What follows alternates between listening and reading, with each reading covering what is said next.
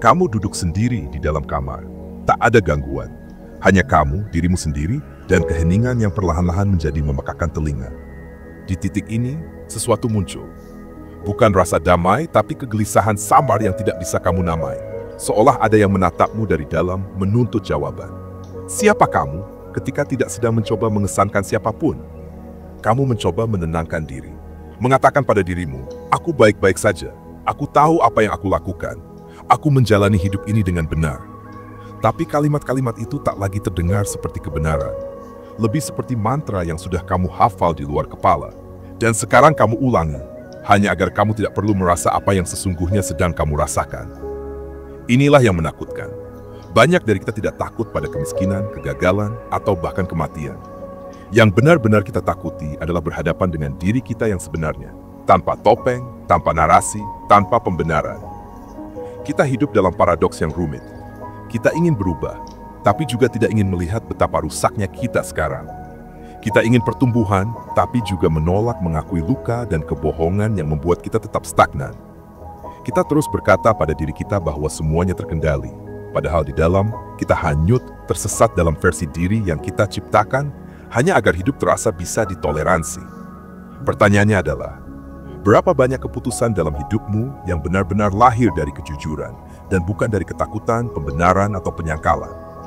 Dan lebih jauh lagi, kalau kamu tidak pernah jujur sepenuhnya pada dirimu, lalu siapa yang selama ini kamu perjuangkan? Siapa yang kamu lindungi? Siapa yang kamu coba yakinkan? Mungkin inilah tragedi paling sunyi, bahwa kita bisa hidup selama bertahun-tahun dalam kebohongan yang begitu halus, hingga terasa seperti kenyataan. Tapi jangan salah, kebohongan itu menumpuk, menciptakan celah, mengikis keutuhan batinmu. Dan suatu hari nanti, ia akan runtuh tanpa peringatan. Namun sebelum itu terjadi, ada satu pertanyaan yang harus kamu hadapi. Apa yang sebenarnya kamu sembunyikan dari dirimu sendiri, dan mengapa? Karena jawaban dari pertanyaan itu bisa mengubah segalanya.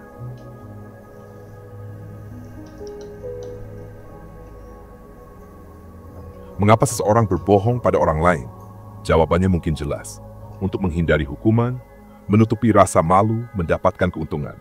Tapi mengapa seseorang tanpa ancaman, tanpa paksaan, berbohong pada dirinya sendiri? Ini bukan sekadar kebiasaan buruk. Ini adalah mekanisme bertahan hidup.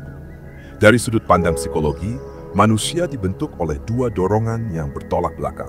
Dorongan untuk jujur demi pertumbuhan, dan dorongan untuk selamat dari rasa sakit emosional. Ketika keduanya bertabrakan, yang sering menang adalah rasa aman. Itulah mengapa kamu mengatakan pada dirimu bahwa hubunganmu masih bisa diperbaiki, walaupun kamu sudah mati rasa. Atau kamu meyakinkan diri bahwa pekerjaanmu adalah jalan hidup, padahal setiap Senin pagi terasa seperti kutukan. Kamu menyebut itu optimisme, padahal sebenarnya itu penyangkalan. Carl Jung menyebutnya shadow, bagian dari dirimu yang kamu tolak, yang kamu sembunyikan, karena tidak cocok dengan citra ideal yang ingin kamu tampilkan. Masalahnya, shadow ini tidak menghilang hanya karena kamu menyangkalnya. Ia hanya berubah wujud, menjadi sabotase diri, kecemasan tanpa nama, dan kehampaan yang tidak bisa dijelaskan. Filsuf Denmark, Søren Kierkegaard pernah berkata, "The most common form of despair is not being who you are." Keputusasaan terbesar adalah menjadi seseorang yang bukan dirimu. Tapi bagaimana kamu bisa tahu siapa dirimu jika kamu telah menghabiskan bertahun-tahun menciptakan identitas yang kamu sendiri tidak percaya sepenuhnya? Kamu dibesarkan dalam dunia yang mengajarkan bahwa nilai dirimu terletak pada pencapaian, kesempurnaan, dan validasi eksternal. Maka kamu belajar untuk dicintai, kamu harus menjadi sesuatu. Kamu membentuk topeng tanpa sadar yang makin hari makin jauh dari pusat kejujuranmu. Lama-lama kamu tak lagi bisa membedakan mana yang kamu inginkan dan mana yang hanya kamu pikir harus kamu inginkan. Mana yang kamu rasakan dan mana yang hanya kamu izinkan untuk dirasakan. Kamu hidup dalam realitas yang dikeraskan oleh kebiasaan, bukan dibangun oleh kebenaran. Dan inilah ironi paling menyakitkan. Semakin kamu menipu dirimu agar terlihat kuat, semakin kamu melemah di dalam. Karena keutuhan batin tidak dibangun dari tampilan, tapi dari keterbukaan yang menyakitkan dan membebaskan. Jadi bukan hanya kamu membohongi dirimu, tapi kamu juga belajar mencintai kebohongan itu, karena tanpanya kamu takut akan kosong. Kamu takut menghadapi satu kebenaran yang selama ini kamu hindari, bahwa banyak keputusanmu bukan karena kamu menginginkannya, tapi karena kamu takut menghadapi kenyataan bahwa kamu telah salah arah. Dan inilah akar dari semua itu. Kamu tidak takut pada kebenaran. Kamu takut pada perubahan yang akan dituntut oleh kebenaran itu. Kamu tahu jika kamu benar-benar jujur, kamu mungkin harus mengakhiri sesuatu. Kamu mungkin harus mengakui bahwa kamu telah menyesatkan dirimu selama ini. Dan kamu tahu, begitu kamu melihatnya dengan jelas, kamu tidak bisa lagi berpura-pura.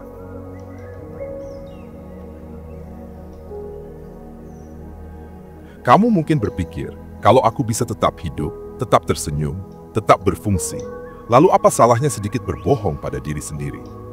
Tapi pertanyaan itu sendiri adalah bagian dari jebakan. Karena efek dari kebohongan ini tidak datang dalam bentuk bencana besar. Ia datang sebagai kebocoran kecil, yang lama-lama menenggelamkan seluruh jiwamu. Kamu mulai kehilangan kepekaan. Bukan karena kamu bodoh, tapi karena kamu terus mematikan suara-suara kecil dari dalam dirimu. Suara yang pernah memberitahu arah sebelum kamu gantikan dengan tuntutan dunia. Kamu mulai kehilangan gairah. Bukan karena kamu malas, tapi karena kamu terlalu sibuk mengejar sesuatu yang sebenarnya tidak kamu inginkan. Kamu memanjat tangga yang tinggi hanya untuk sadar bahwa ia bersandar di tembok yang salah. Kamu mulai kehilangan kepercayaan, bukan pada orang lain tapi pada dirimu sendiri. Karena di balik semua keputusan ada bisikan yang berkata, kamu tahu ini bukan pilihan yang jujur. Dan tiap kali kamu mengabaikannya, kamu sedikit demi sedikit merusak integritas yang dulu membuatmu merasa utuh. Kebohongan pada diri sendiri bukan hanya bentuk penyangkalan, tapi juga bentuk kekerasan. Kekerasan halus yang kamu lakukan setiap hari, ketika kamu berpura-pura nyaman di tempat yang menyiksa, ketika kamu tersenyum di depan kaca padahal jiwamu retak, ketika kamu bilang, aku baik-baik saja, meski kamu sendiri tak tahu kapan terakhir kali merasa benar-benar hidup.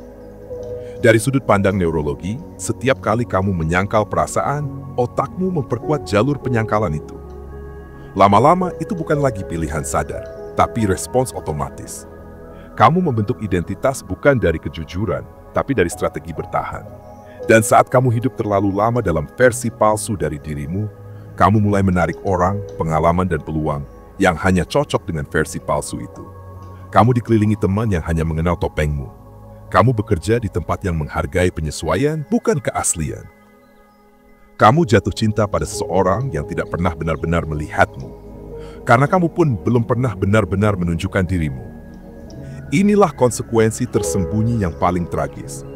Kamu kehilangan kemungkinan hidup yang seharusnya bisa kamu miliki, karena kamu terlalu sibuk mempertahankan hidup yang tidak kamu yakini.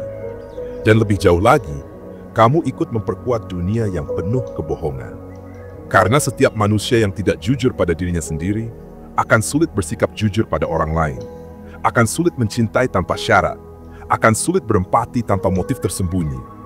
Dunia yang kita keluhkan hari ini penuh permukaan, tipu daya, ilusi kesuksesan, adalah akumulasi dari jutaan manusia yang takut menghadapi kebenaran kecil di dalam dirinya. Dan kamu bisa mengubah itu, tapi tidak dengan membenahi dunia, melainkan dengan berani menatap dirimu sendiri, dengan kejujuran brutal yang telah lama kamu hindari. Karena hidup yang dibangun di atas kebohongan selalu terasa seperti perjuangan. Tapi hidup yang lahir dari kejujuran, meski menyakitkan, selalu terasa seperti pulang.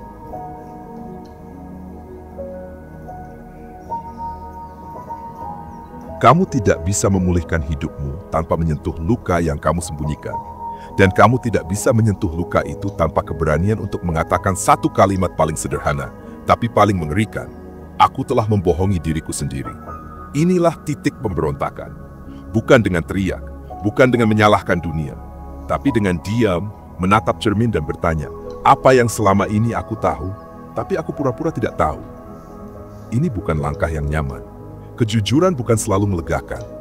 Ia seringkali datang dengan rasa malu, getir, dan hancurnya ilusi yang selama ini kamu bangun. Tapi disitulah kebebasan sejati dimulai. Lihatlah orang-orang yang hidupnya terasa penuh cahaya dan ketulusan. Kebanyakan dari mereka pernah melewati kegelapan, bukan karena mereka lebih kuat, tapi karena mereka berhenti lari. Contohnya Carl Jung, seorang yang tidak hanya meneliti bayang-bayang psikologis, tapi juga menghadapi miliknya sendiri. Atau Socrates, yang menolak hidup dalam kepalsuan meskipun pilihan itu membawanya pada kematian. Atau tokoh-tokoh spiritual besar yang mengasingkan diri bukan untuk lari dari dunia, tapi untuk menatap jiwanya sendiri tanpa distraksi. Mereka semua punya satu kesamaan, kejujuran radikal. Dan sekarang, kamu juga bisa memilih jalan itu. Tapi bagaimana? Langkah pertama, berhenti membenarkan rasa tidak nyamanmu. Kalau kamu sering berkata, memang begini hidup atau semua orang juga begitu, tanyakan, benarkah itu suara jiwamu atau sekadar racun budaya yang kamu telan mentah-mentah? Langkah kedua, tulis semuanya. Ambil kertas dan tuliskan dengan kejujuran penuh. Apa yang sebenarnya kamu inginkan? Apa yang kamu takut akui tentang dirimu? Di bagian mana kamu sedang menjalani hidup orang lain? Menulis adalah bentuk pengakuan, dan pengakuan adalah awal dari pemulihan. Langkah ketiga, ubah relasi dengan dirimu sendiri. Berhenti mengancam diri dengan kalimat seperti, aku harus sukses agar layak dicintai. Aku harus terlihat kuat agar dianggap hebat. Karena selama kamu menaruh nilai dirimu pada pencapaian dan citra, kamu akan terus memakai topeng. Kamu bisa mulai berkata, aku layak dicintai, bahkan saat belum selesai. Aku bisa jujur, bahkan jika itu membuatku terlihat lemah. Aku tidak perlu jadi siapapun untuk merasa utuh. Dan terakhir, bersiap kehilangan. Karena saat kamu mulai jujur, beberapa hal akan hilang.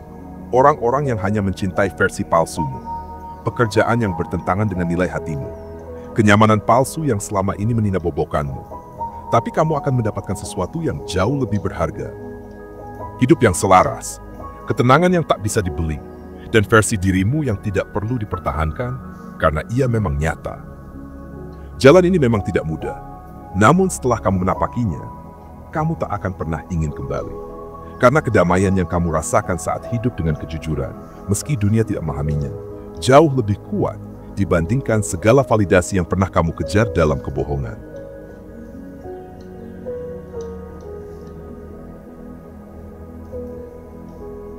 Akhirnya kamu tiba di sebuah titik, bukan puncak, bukan tujuan, melainkan keheningan, sebuah ruang dalam dirimu yang dulu selalu kamu hindari, tempat di mana tidak ada suara yang membujukmu untuk menjadi lebih, tidak ada ketakutan yang memaksamu menyembunyikan luka, dan untuk pertama kalinya, kamu benar-benar hadir, tanpa perlu menjelaskan siapa dirimu.